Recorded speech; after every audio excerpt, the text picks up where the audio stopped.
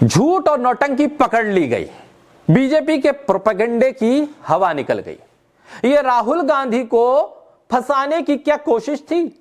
IT cell भी लग गया। अमित मालवीय का आईटी सेल भी ट्वीट को घुमाने लगा, राहुल गांधी के बयान को काट छाट कर तोड़ मरोड़ कर नैरेटिव चलाने की कोशिश करने लगा कि धक्का मुक्की राहुल गांधी ने की, मगर वो भी सांसदों के बयान से ही गलत साबित हो गया। यानी बीजेपी ने आरोप लगाया और बीजेपी ने ही इन आरोपों को झूठा बता दिया। बीजेपी का आईटी सेल राहुल गांधी पर आरोप लगा रहा था और जो सांसद कथित तौर पर चोटिल हुए वो राहुल गांधी के समर्थन में बयान दे रहे थे। चोटिल सांसदों के बयान बता रहे हैं कि उन्हें मामूली चोटें लगी हैं, ऐसी चोट नहीं लगी कि आईसीयू में जाएं और आईसीयू में कैमरा लेकर जाएं, पूरी रिकॉर्डिंग करें और उस पूरी रिकॉर्डिंग को सोशल मीडिया पर डालें।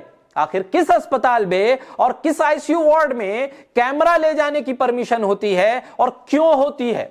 आईसीयू में अगर आप गए थे तो आपको इलाज कराने की जरूरत थी।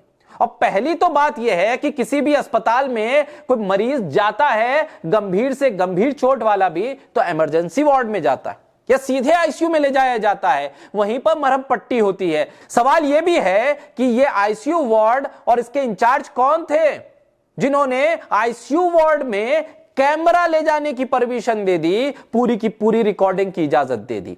बहरहाल जो सांसद महोदय गंभीर चोट बताते हुए आईसीयू में गए थे वो भी कहने लगे कि राहुल गांधी के धक्के से कुछ नहीं हुआ, वो तो वहां पर थे भी नहीं, वो मेरे सामने खड़े थे, धक्का तो पीछे से आया।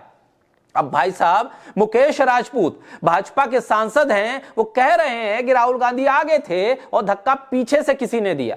अब मुकेश राजपूत कांग्रेस के सांसदों के साथ तो खड़े नहीं थे, वो तो एनडीए और बीजेपी के सांसदों के साथ खड़े थे। तो सवाल यह है कि एनडीए और बीजेपी के सांसदों के बीच में से किसने उन्हें धक्का दिया और क्या यह जानबूझकर उन्हें धक्का दिया गया? आखिर उन्हें धक्का देने वाला बीजेपी और एनडीए का सांसद कौन था? बाबा साहब के सम्मान का मुद्दा देशव्यापी हो गया है। अब भाजपा के पास अब बचने का कोई रास्ता नहीं, इसलिए दूसरे विवादों को सामने रखकर असली मुद्दे को दबाना यह मकसद अब तय कर दिया गया। भाजपा के सांसद खुद कह रहे हैं कि राहुल गांधी ने धक्का नहीं दिया, लेकिन बीजेपी के लोग ये कह रहे हैं, आईटी सेल ये कह रही है कि राहुल गांधी ने भाई धक्का दिया। राहुल गांधी के नाम पर एफआईआर कराने चले गए नेता, लेकिन जिनको धक्का लगा, जिनको चोट लगी, वो कह रहे हैं कि भाई राहुल गांधी ने धक्का नहीं दिया। अब सवाल यह है कि इस पूरे नैरेटिव को गढ़ कौन रहा है और बाबा साहब अंबेडकर के अपमान का जो मुद्दा है उससे लोगों को डाइवर्ट क्यों किया जा रहा है? सवाल यह भी है कि बीजेपी ने जो स्क्रिप्ट लिखी राहुल गांधी के खिलाफ, उसकी एक कॉपी उन सांसद महोदय को क्यों नहीं दी जिनको चोट लगी थी?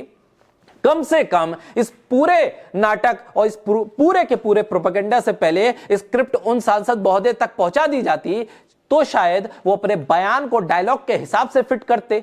अब उनका बयान तो आ गया कि चोट इतनी गंभीर नहीं है, इतनी भयंकर नहीं है कि भाई मैं आईसीयू में आऊं, लेकिन बहरहाल राहुल गांधी सामने थे तो धक्का पीछे से किसने दिया? ये गंभीर सवाल है, इस पर खोज बीजेपी को करनी चाहिए। लेकिन सवाल यह भी है कि आखिर बाबा साहब अंबेडकर के अपमान पर हो रहे विरोध प्रदर्शन में ये किस तरह की हिंसा है और किस तरह की साजिश है? क्या बाबा साहब अंबेडकर के अपमान के खिलाफ खड़े होने वाले सांसदों को प्रदर्शन करने का भी अधिकार नहीं है?